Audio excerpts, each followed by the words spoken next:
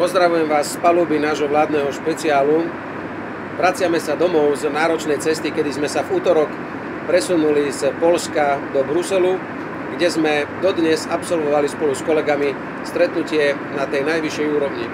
V útorok podvečer predsednička Európskeho parlamentu a dnes predseda Európskej rady Charles Michel a predsednička Európskej komisie Ursula von der Leyen, samozrejme náš najsilnejší muž v európskych štruktúrach a dnes druhý najsilnejší komisár Maroš Šefčovič a ďalší.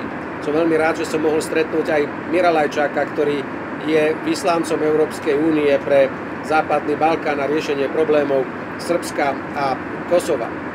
Na všetkých týchto stretnutiach sme preberali aktuálne otázky, ktorým čelí Európa, ale aj my doma.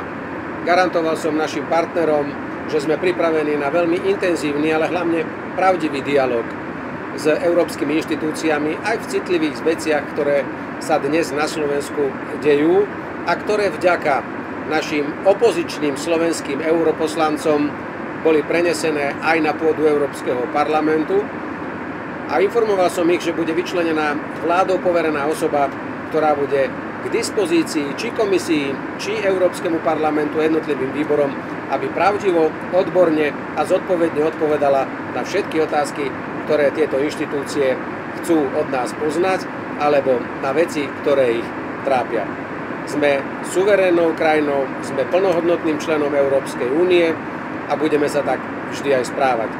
A môžem garantovať, že aj táto cesta ukázala, že Slovensko a jeho najvyšší predstavitelia sú rešpektovaní partneri a ja som veľmi rád, že som stretol najvyšších predstaviteľov Európskej únie, ktorých som mohol stretávať ešte ako premiér. Boli to srdečné, veľmi priame, praktické a veľmi príjemné rokovania.